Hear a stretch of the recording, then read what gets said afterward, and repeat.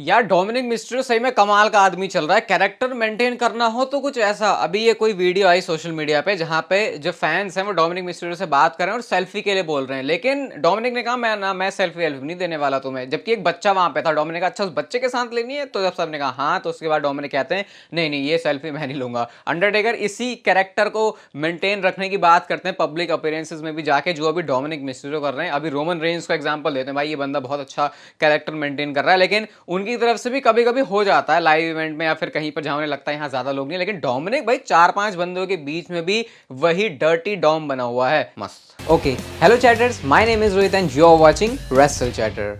Welcome है guys आपको Voice of Wrestling के एक और नए एपिसोड में। सबसे पहले हम बात करते हैं रोमन रेंस। नहीं, उससे पहले आपको एक चीज़ बताया, तो वैसे तो मुझे ये चीज़ सीक्रेटली बतानी थी क्योंकि फिल्टर्ड चैटर्स चाहिए यहाँ पर अपने, लेकिन हमने व्हाट्सएप पे जो है नया चैनल बना लिया। ऐसी चीज़ें जो कि मैं नहीं शेयर करता यूट्यूब पे, इंस्टाग्राम पे या फिर ट्विटर पे। इंस्टेंट बहुत सारी हैपनिंग्स होती हैं और भी बहुत सारी चीज़ें जो शायद समझने वाले होंगे वो समझ जाएंगे, वो सब इस व्हाट्सएप चैनल पर होंगी। और मैंने ये सोचा कि 24 घंटों के अंदर फिर वो जो लिंक भी है ना डिस्क्रिप्शन में, उसको भी हटा दूंगा क्योंकि कम से कम लोग ही चाहिए मुझे। और आर्ट्स वगैरह भी आती रहेंगी वहाँ पे। अभी वॉलपेपर अभी जो लेटेस्ट भी मैंने लगाया, मतलब मेरे फ़ोन में भी ना, ये वाला ये, तो ये भी आपको मिल जाएगा अभी अपने इस व्हाट्सएप चैनल पे। लेकिन हाँ, बहुत कम टाइम के लिए ये है। मैंने कहा चलो यूट्यूब पे नहीं बताऊंगा तो ऐसा सही नहीं लगेगा ना भाई, यूट्यूब से ही है हम सब कुछ। तो डिस्क्रिप्शन में लेंगे व्हाट्सएप चैनल का, ज्वाइन कर लेना। बहुत कुछ मस्त मस्त चीज़ें वहाँ पे आगे जाके होंगी और वो आपको आगे जाके भी पता चलेंगी। बहुत सारी, मतलब बहुत कुछ है प्लान मेरे सामने, मतलब मेरे दिमाग में आपके लिए। अब बात करते हैं रोमन रेंस के बारे में। तो रोमन रेंस के लिए कुछ ऐसा किया है डब्ल्यूडब्ल्यूई ने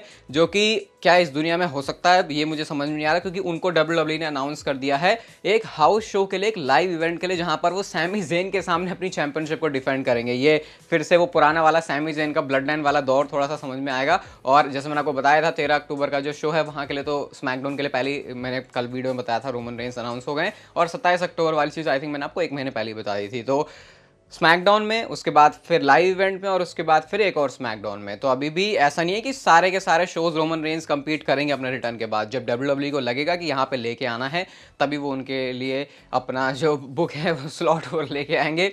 भाई रोमन रेंस के पास दोनों चैंपियनशिप है, तो कभी कभी सोच के ऐसा अजीब लगता है कि क्या हो रहा है ये। अगली स्टोरी एनएक्सटी से रिलेटेड है। तो एनएक्सटी को अब डब्ल्यूडब्ल्यूई डेवलपमेंटल ब्रांड की तरफ बिल्कुल भी नहीं देखती और एनएक्सटी को लेकर बहुत बड़े प्लान्स है। जैसे बहुत टाइम पहले मैंने आपको बताया था कि एनएक्सटी इंडिया के बारे में भी डब्ल्यूडब्ल्यूई कंसिडर कर रही है। तो ये आप रेसलिंग ब्लॉग का ट्वीट देखो जहां पर वो बताते हैं कि एनएक्सटी यूरोप भी जो है अभी वर्क में चल रहा है हेविली, और अभी ये जो प्रोजेक्ट है वो थोड़ा स्लो डाउन हो गया था ये मर्जर की वजह से, जो एंडेवर वाला हुआ था। तो अभी एनएक्सटी भी बहुत मतलब मस्त मस्त चीज करेगा और आपको समझ में आ भी रहा होगा। जैसे जितने मेन के सुपरस्टार जाते हैं एनएक्सटी में, बेकी लिंच चली जाती हैं, पूरा डोमिनिक मिस्टेरियो तो नॉर्थ अमेरिकन चैंपियनशिप लेकर ही घूम रहे हैं, जो कि सबसे गंदा वाला रिएक्शन अपने लेके आते हैं। तो आप उसको रॉ, स्मैकडाउन और उसके बाद एनएक्सटी की तरह ही ट्रीट करो, क्योंकि डब्ल्यूडब्ल्यूई ने वैसे ही ट्रीट करना शुरू कर दिया है। जॉन सीना के बारे में ये एक ऐसी बात है जो कि जॉन सीना के फैंस तो बिल्कुल भी देख के खुश नहीं होंगे।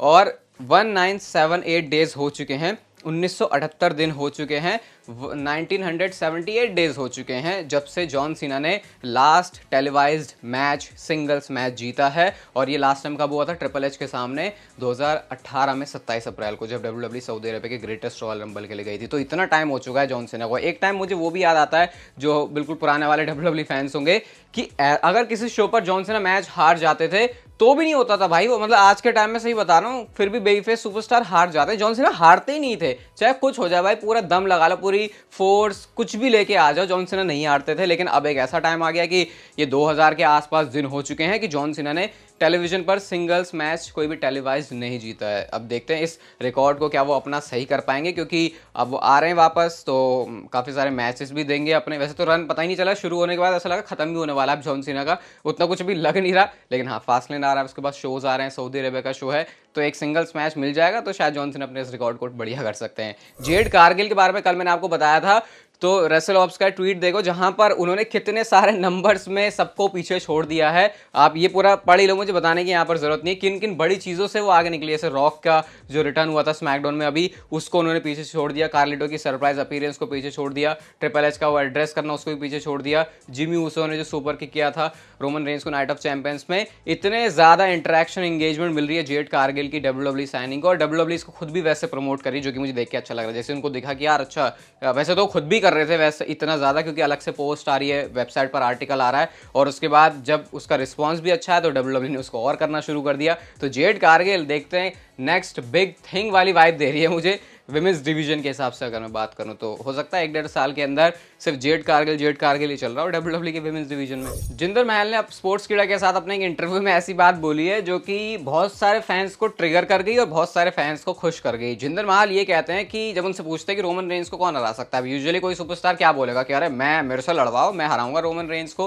हाँ, अपने इंटरव्यूज के अंदर वो बोलते जरूर है कि रोमन रेंस के साथ मुझे मैच चाहिए, लेकिन उन्होंने इसका आंसर ये दिया कि सिर्फ एक इंसान रोमन रेंस को हरा सकता है डब्ल्यूडब्ल्यूई चैंपियनशिप के लिए, और वो नाम है खुद रोमन रेंस का, क्योंकि जब वो रिटायर होगा तभी वो चीज पॉसिबल हो सकती है। यानी कि जिंदर महल के हिसाब से रोमन रेंस को कोई भी नहीं हराने वाला। अगर वो हारेंगे तो जब वो रिटायर हो जाएंगे उसके बाद उनके पास से चैंपियनशिप जाएगी। बहुत सारे लोगों को खुश कर दिया, बहुत सारे लोगों को बिल्कुल ट्रिगर कर दिया जिंदर महल के स्टेटमेंट ने। आपको इसके बारे में क्या लगता है? मैं ज़्यादा कुछ यहाँ पे टिप्पणी नहीं दूंगा अपनी, क्योंकि टिप्पणी देने का फायदा है नहीं, क्योंकि जिंदर महल की ऑलरेडी इस पर टिप्पणी आ चुकी है। तो आप लोग मुझे बताना आप इसके बारे में क्या सोचते हो। एक बड़ी इंटरेस्टिंग और क्रिप्टिक सी स्टोरी है, और वो ये है कि एक ऐसा होस्ट डब्ल्यूडब्ल्यूई लेके आने वाली अपने शो पर जिसको अंधा पैसा डब्ल्यूडब्ल्यूई देगी, और डब्ल्यूडब्ल्यूई की लैंग्वेज में अंधा पैसा मतलब कि अंधा ही पैसा हो गया। फिर वो पता नहीं क्या पैसा है वो भी नहीं पता।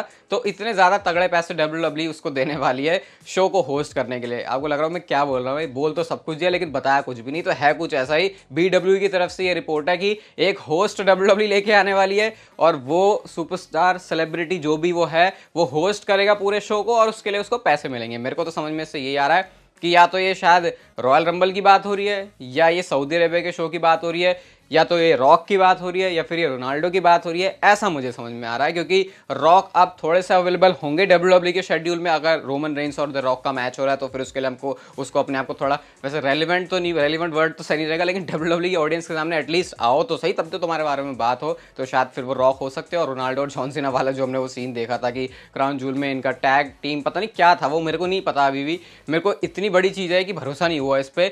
और बड़ी चीज़ इसलिए नहीं कि रोनाल्डो आ रहे हैं, उसके साथ साथ बड़ी चीज़ ये है कि वो जितने ज़्यादा नंबर्स में और भी अपनी ऑडियंस को लेके आएंगे, जिनको पता भी नहीं होगा डब्ल्यूडब्ल्यूई क्या होती है, वो भी लोग रोनाल्डो की वजह से एटलीस्ट शो को ट्यून जरूर करेंगे। और अगर उन्होंने शो को होस्ट कर लिया, जो कि मुझे लग नहीं रहा कि इतना बड़ा काम डब्ल्यूडब्ल्यूई, भाई ये बहुत बड़ी डील है यार, कि अगर वो रोनाल्डो को लेके आ जाते हैं तो ये थोड़ा जैसे, अगर मैं ऐसे बताऊं, कंपैरिजन नहीं कर रहा, लेकिन सोचे विराट कोहली या धोनी जैसा नेम कोई डब्ल्यूडब्ल्यूई के शो को होस्ट करा, थोड़ा अजीब सा नहीं लग रहा सुनने में, ऐसा फिट सा नहीं बैठ रहा। तो वैसा ही रोनाल्डो के केस में भी है, ऐसे पैसों की बात नहीं और भी बहुत सारी चीजें होती है। तो देखते हैं अगर डब्ल्यूडब्ल्यूई ऐसा कोई डील सिक्योर कर रही है। पहली बात तो रोनाल्डो के केस में ये भी मुझे नहीं पता, रॉक के केस में ये भी मुझे नहीं पता। स्पेकुलेशन अगर आपको करनी हो तो फिर कमेंट सेक्शन में आप लोग खोल के और दबा के कर सकते हो। दो ऐसे नाम है जो कि आने वाले 1 साल के अंदर आपको फलते फूलते बहुत अच्छी जर्नी करते हुए दिखाई देंगे अपनी डब्ल्यूडब्ल्यूई की, अगर सब कुछ सही जाता है तो, जैसा प्लान्स के अकॉर्डिंग है। तो वो नाम है ब्रॉन्सन रीड का पहला, तो जो अब रिसेंटली उनको देख भी रहोगे काफी दबा दबा के उनको स्पॉटलाइट में रखा जा रहा है। अभी उन्होंने हराया भी था एक बहुत बढ़िया मैच में ओटिस को, इवन उन्होंने आई थिंक अभी चैट गेबल को भी तो पिन किया था, जिनको हम कह रहे थे अभी इंटरकॉन्टिनेंटल चैंपियन बनने वाले। और साथ में दूसरा नाम है ग्रेसन वॉलर का। तो ये दो सुपरस्टार आने वाले 1-2 साल में आपको उस जगह पर पहुंचते हुए दिख जाएंगे जहां से फिर डब्ल्यूडब्ल्यूई शायद उनको फ्यूचर के लिए बड़ा स्टार बनाने के बारे में सोचने वाली है। क्या लगता है आपको, दोनों में से कोई एक फेवरेट है आपका, ब्रॉन्सन रीड या फिर ग्रेसन वॉलर में से अगर आप किसी को पिक करोगे? मेरे लिए सच में बहुत मुश्किल है, क्योंकि एक बंदा बिल्कुल यूनिक कैरेक्टर लेके आता है ग्रेसन वॉलर, और ब्रॉन्सन रीड तो दिखते ही ऐसे बलशाली हैं, तो फिर वो तो वैसे ही अपने आप को सेल कर सकते हैं। तो बताओ आपका कौन सा है यहाँ पे फेवरेट वन, ग्रेसन वॉलर या फिर ब्रॉन्सन रीड, अगर कोई एक पिक करना हो। अगर आपको इस स्टोरी के बारे में नहीं पता, डिलोन डेनिस और लोगन पॉल की, आई थिंक मैं नाम सही प्रोनाउंस कर रहा हूँ ना, डिलोन डेनिस, हाँ यही नाम होना चाहिए। तो आप बहुत सेफ वर्ल्ड में रह रहे हो, लेकिन जो भी इनका चल रहा है उसके बारे में तो मैं बात नहीं करूँगा, ना करना चाहूँगा अपने चैनल पे। तो इन्होंने एक तरीके से डब्ल्यूडब्ल्यूई की ये जो पॉलिसी है ना, जिस पर वो टेस्ट करते हैं अपना ये वेलनेस पॉलिसी, या भाई कोई स्टेरॉइड या फिर ड्रग नहीं ले सकता, उस पॉलिसी के बारे में उन्होंने ऐसा स्टेटमेंट दिया कि डब्ल्यूडब्ल्यूई की इस पॉलिसी के बारे में तो मुझे कॉमेंट करने की जरूरत भी नहीं। उन्होंने यूसाडा को भी लपेट दिया, क्योंकि वो लोगन पॉल के बारे में बोल रहे थे कि कैसे बंदा उल्टी सीधी चीज़ें लेता है और उसके बाद में सिस्टम को क्लीन कर देता है ताकि ये हर किसी से बच जाए। और साथ में उन्होंने डब्ल्यूडब्ल्यूई को भी लपेट दिया। मुझे लग रहा था कि शायद डिलोन डेनिस आ सकते हैं डब्ल्यूडब्ल्यूई में, लेकिन जो अब उन्होंने स्टेटमेंट दी मुझे लगता नहीं है ये डब्ल्यूडब्ल्यूई जब पास में रिकॉर्ड जाके उनका देखेगी तो किसी तरीके से उनको कोई मदद मिलने वाली है। और आपको नहीं पता ये क्या चल रहा है लोगन पॉल डिलोन डेनिस के बीच में, तो फिर जैसे मैंने आपसे कहा, आप एक बहुत सेफ वर्ल्ड में रह रहे हो। अगली स्टोरी ये है रोमन रेंस के। आपको जो मैंने समोन डायनेस्टी की पूरी वीडियो बनाई थी उसमें मैंने आपको बताया था कि जो मानू रेसलर थे पहले WWE कंपनी के अंदर, इस समय उनको एक बहुत सीरियस प्रॉब्लम हो रही है। और उनकी प्रॉब्लम कुछ ऐसी है कि उनके जो हार्ट है उसमें पानी भर जा रहा है, जो हम ऐसे अपने कॉमन लैंग्वेज में बोलते हैं, और इसकी वजह से उनको काफ़ी फंड्स की ज़रूरत है। तो 100 के डॉलर्स के लिए उन्होंने गो फंड मी पर ऐसे अपना वो किया है कि जो भी वहाँ पर चाहे तो डोनेट कर सकता है। अभी ये $5000 पर जाके पहुंचा है। तो इस पर जो पूरा रेसलिंग वर्ल्ड है वो रिएक्ट कर रहा है। अभी बहुत सारे लोगों को मैं ये भी बोलते हुए देख रहा था, यार अबे ये तो रोमन रेंस की फैमिली के ही है, तो फिर इनको तो रोमन रेंस से जाके मदद कर सकते हैं। वैसे सही में ज़्यादा बोलना सही रहेगा नहीं इसके बारे में, लेकिन मैं इसके बारे में सोचता हूँ कि अच्छा, अगर रोमन रेंस को वो हेल्प करनी होगी तो ऐसा ज़रूरी भी नहीं कि सामने वाले को रोमन रेंस की हेल्प चाहिए भी, क्योंकि कई बार ऐसे होता है कि नहीं हम हमारा जो सपोर्ट है, हमारे जो फैंस हम उनसे मदद लेने से, तो कई बार ऐसा भी होता है। अभी उनकी थिंकिंग काफ़ी अलग भी चलती है, तो उस हिसाब से हम उसको अपने आप में फिट नहीं कर सकते। बट होपफुली वो ठीक हो जाए अच्छे से, क्योंकि ये थोड़ी सी सीरियस प्रॉब्लम है और अच्छे से रिकवरी हो जाएगी तो ठीक है भाई। हर इंसान अपनी ज़िंदगी में हस्ट पुष्ट और हंसता खेलता वही रहना चाहिए। नेक्स्ट बात करते हैं जॉन मॉक्सली के बारे में। तो जॉन मॉक्सली के बारे में आपको बताया था कि उनको कंकशन हुआ था, उसकी वजह से उनको टाइटल ड्रॉप नहीं करना था उस मैच में, लेकिन फिर भी उनको टाइटल ड्रॉप करना पड़ गया। और इस हफ्ते का जो डायनामाइट का शो है उसके लिए भी फिर वो अब मिसिंग हो गए हैं। मतलब अभी डॉक्टर्स ने क्लियर नहीं किया उनको कि वो रिंग में जाके compete कर सकते हैं। तो मामला यहाँ पे है नहीं भाई, नॉर्मल सा मामला लग नहीं रहा है यहाँ पे। जल्दी से ये भी अपना भाई इलाज वगैरह करें, जो भी प्रॉब्लम हुई है इनके साथ। वैसे गए तो वहां से अपने पैरों पर ही थे, तो होपफुली अब ज़्यादा सीरियस मैचेस में ना जाएं यार। जॉन मॉक्सली बहुत कुछ कर लिया आपने, अब इतना करने की जरूरत नहीं। इससे अच्छा तो भाई अपना रोमन है, कम से कम शो में ही नहीं आता, फिर वो उसको इतना सेफ रहना होता है। तो देखते हैं अभी जो भी होगा, मैं आपको अपडेट करूंगा जॉन मॉक्सली के बारे में, क्योंकि एंड में मैं तो चाहता हूँ एक बार WWE में आए, मेरे को शील्ड देखनी है भाई, चाहे वो AEW में जाके बना दो, लेकिन बना दो बस एक बार। अगली स्टोरी अंकल हाउडी से रिलेटेड है। तो ब्रे वाइट के बाद अब ट्रिपल एच ये चाहते हैं कि ब्रे वाइट की लेगेसी को अंकल हाउडी कंटिन्यू करे, जैसा काफी सारे फैंस कह भी रहे थे कि ऐसा होना चाहिए। एक्चुअल में ट्रिपल एच के दिमाग में ये प्लानिंग है, और शायद ऐसा हो सकता है कि इस साल के एंड में या फिर नेक्स्ट ईयर की स्टार्टिंग में अंकल हाउडी आना भी शुरू हो जाए टेलीविजन पे, और इस तरीके से आगे WWE में ब्रे वाइट को याद रखा जाएगा। बहुत अच्छा अगर ये होगा, WWE इसको कर रही है, प्लान्स तो हैं, देखते हैं इसका एग्जीक्यूशन कैसे होता है। बट इस पे WWE को काफी ज्यादा कॉन्शियस होना पड़ेगा अपने हर एक डिसीजन को लेके, क्योंकि ब्रे वाइट से रिलेटेड जो भी चीज होगी, अब फैंस का उसमें ओपिनियन काफी ज्यादा इंटेंस होने वाला है, तो उस चीज से भी थोड़ा सा बच के रहना पड़ेगा, क्योंकि फिर क्रिटिसिज्म भी बहुत अलग लेवल का ही आएगा अगर ब्रे वाइट के केस में कुछ भी ऊंच नीच कर दी WWE ने। अगली स्टोरी ब्रॉन्सन रीड से रिलेटेड है, ब्रॉन स्ट्रोमैन से रिलेटेड है। तो ब्रॉन स्ट्रोमैन के बारे में भी आपको पता है, वो अपनी इंजरी रिकवरी वाले प्रोसेस में चल रहे हैं, लेकिन WWE ने अभी से प्लान्स बना लिए कि जैसे ही ब्रॉन स्ट्रोमैन वापस आएंगे उसके बाद ब्रॉन्सन रीड प्रिपेयर हो, ताकि ब्रॉन्सन रीड और ब्रॉन स्ट्रोमैन के बीच में एक WWE फ्यूड दिखा सके।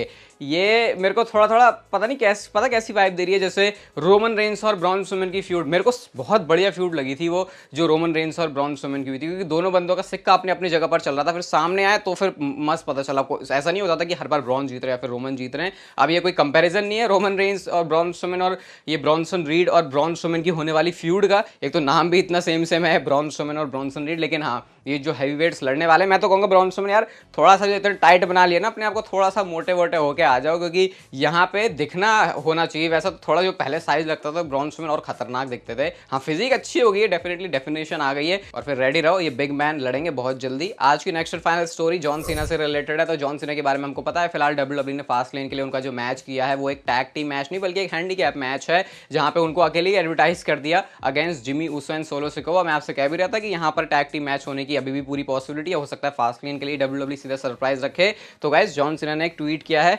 सबसे पहले तो जेम्स नाम का कोई एक फैन है जिसने बिल्कुल डॉक्टर ऑफ थर्गोनॉमिक्स की तरह जॉन सीना की बिल्कुल ऐसे अटायर वगैरह पहना हुआ है। इस पर जॉन सीना कोट करके रिप्लाई करते हैं कि हाँ उनको एक टैग टीम पार्टनर की जरूरत है फास्ट लेन के अंदर। तो यहाँ से एक तरीके से उन्होंने बता भी दिया कि टैग टीम वाला मैच को लेकर ही प्लान्स है। अभी कुछ चेंजेस उसमें WWE कर रही है, एलन नाइट वाली चीज हो गई, फिर एजे स्टाइल्स का इंजरी वाली एंगल दिखाया WWE ने। पॉसिबिलिटी कुछ भी है, लेकिन सबसे ज्यादा चांसेस हैं एलन नाइट के आने के, और जॉन सीना ने कहीं ना कहीं इस बात से बता दिया। बाकी लिंक गाइस व्हाट्सएप चैनल का है डिस्क्रिप्शन में, बहुत जल्दी वो हट जाएगा, 24 घंटों के अंदर मैं हटा दूंगा, तो जल्दी से जल्दी जाके कर लो उसे। ये वीडियो अच्छी लगी तो इसे like share subscribe and notification bell को ऑन कर दो, and I will see you guys in my next video.